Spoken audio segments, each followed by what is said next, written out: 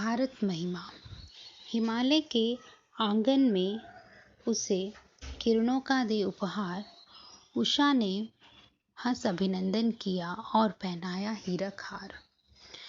कवि कहते हैं कि भारत के हिमालय में ही सबसे पहले किरणें आती हैं और उषा भारत का ही सबसे पहले अभिनंदन करती है और उसे हीरे का हार पहनाती है।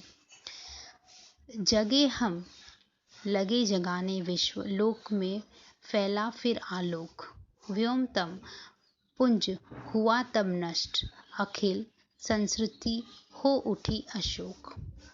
हम सबसे पहले जागे, कवि कहते हैं भारतवासी ही सबसे पहले जागे, फिर जाकर लोक में फैला फिर आलोक, और फिर हमने सब जगह पर प्रकाश ही प्रकाश मतलब उजाला ही उजाला फैला दिया। व्योमतम पुंज हुआ तब नष्ट, हमारी वजह से ही क्या हुआ, हर जगह जहाँ पर अंधेरा छाया हुआ था वो नष्ट हो गया। अखिल संस्कृति हो उठी अशोक, और पूरी सृष्टि अशोक हो गई, मतलब दुख के बिना हो गई, खुशहाली पूरे जग में छा गई।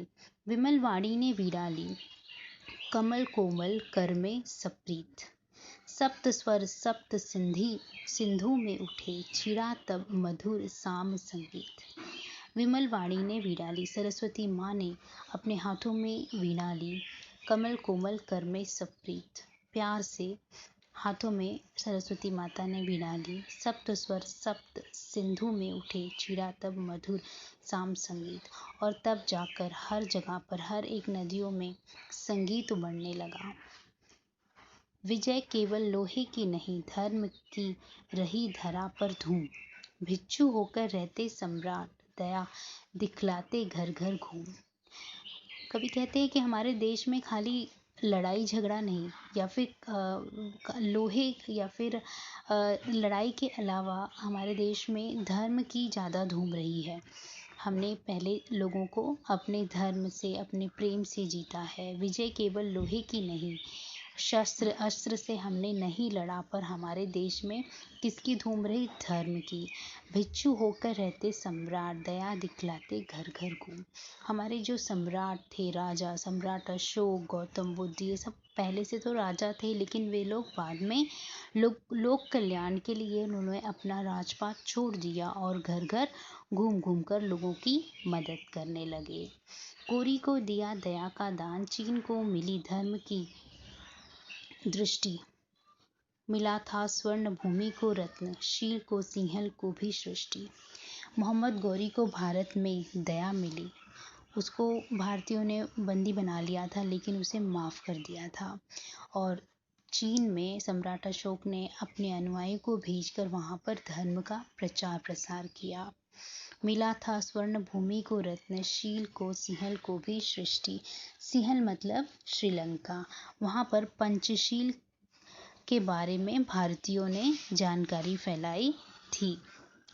किसी का हमने छीना नहीं, प्रकृति का रहा पालना यही। हमारी जन्मभूमि थी यही, कहीं से हम आए थे नहीं।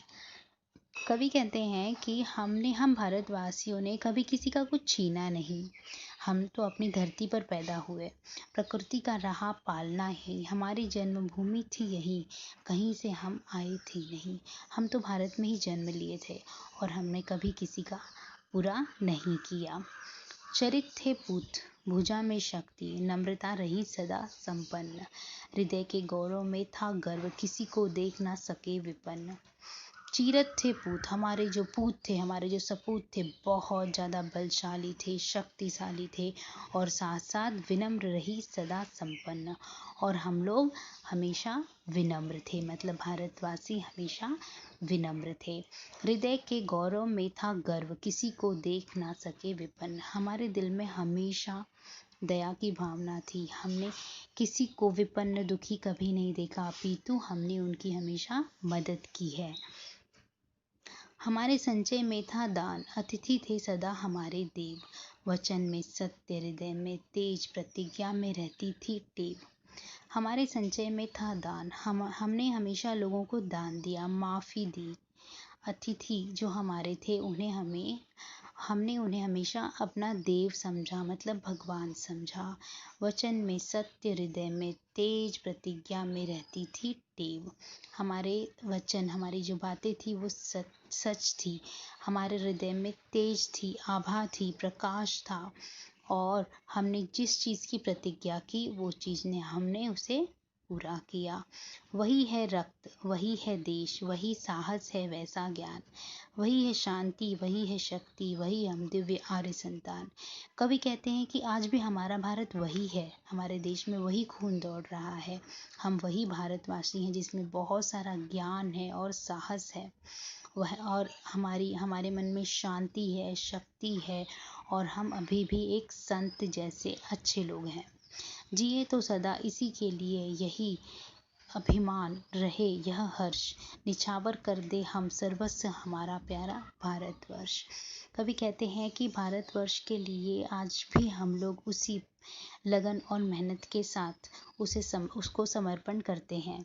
जिए तो सदा इसी के लिए, और भारत के लिए ही हर भारतवासी आज भी जिंदा है, और उसके लिए हर एक भारतवासी अपना सर्वस्व निछावर करने के लिए भी तैयार है। Thank you.